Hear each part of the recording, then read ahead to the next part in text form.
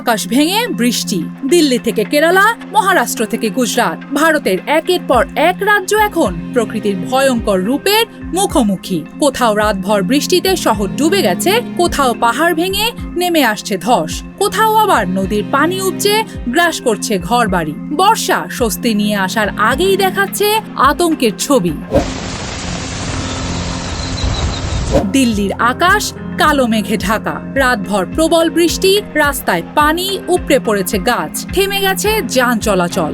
India meteorological department দিল্লিতে জারি করেছে রেড অ্যালার্ট। আবহাওয়া অফিস বলছে 24 ঘন্টায় রেকর্ড হয়েছে 72.6 মিলিমিটার বৃষ্টি। Delhi Noida expressway, ring road, new Delhi railway station, একাধিক গুরুত্বপূর্ণ এলাকায় জমেছে পানি। কেউ অফিসে যাওয়ার পথে আটকে, কেউ আবার ঘন্টার পর ঘন্টা অপেক্ষা করছে যানজটে।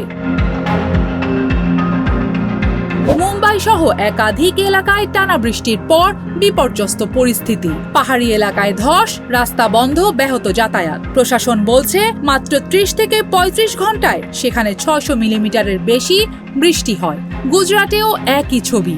সুরাটে 24 ঘন্টায় প্রায় 358 মিলিমিটার বৃষ্টিতে তৈরি হয়েছে ভয়াবহ জলাবদ্ধতা। বাড়ি, দোকান, রাস্তা সব জায়গায় পানি। হাজার হাজার মানুষকে সরিয়ে নেওয়া হয়েছে নিরাপদ আশ্রয়ে। নৌকায় চলেছে উদ্ধার অভিযান। বৃষ্টি কেড়ে নিয়েছে বহু প্রাণ। বিদ্যুৎ স্পৃষ্ট, ডুবে যাওয়া এবং গাছ ভেঙে পড়ার মতো ঘটনায় মৃত্যুর খবরও এসেছে। সবচেয়ে ভয়ঙ্কর পরিস্থিতি কেরালায়। রেড অ্যালার্টের মধ্যে কেরালার পাহাড়ি এলাকাগুলোতে নেমে আসছে বিপদ।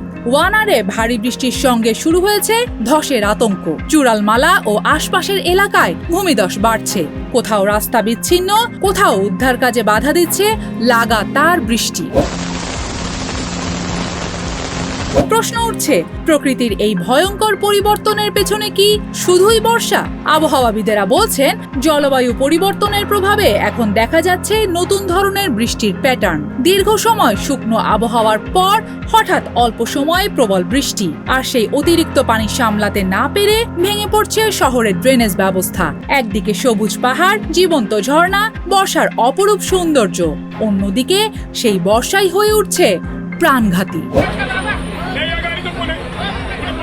লোনাভালা, খান্ডালা, হিমাচলের পাহাড়ি অঞ্চল, গঙ্গোত্রী, জম্মু কাশ্মীরের ডোডা কিস্তওয়ার, আসাম ও অরুণাচলের বহু এলাকায় ভারী বৃষ্টি ও ধসের কারণে পর্যটকদের সতর্ক করা হয়েছে। প্রশাসনের বার্তা স্পষ্ট, অপ্রয়োজনীয় ভ্রমণ এড়িয়ে চলুন। পাহাড়ি ও বন্যাপ্রবণ এলাকায় বাড়তি সতর্ক থাকুন। রাজ্য প্রশাসনগুলোকে দেওয়া হয়েছে সব ধরনের সহায়তার আশ্বাস।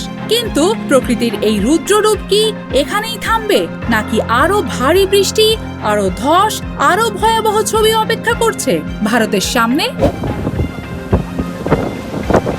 পরবর্তী কয়েকদিনই ঠিক করবে এই বর্ষা শুধু স্বস্তি আনবে নাকি হয়ে উঠবে আরো বড় এক বিপর্যয়ের নাম।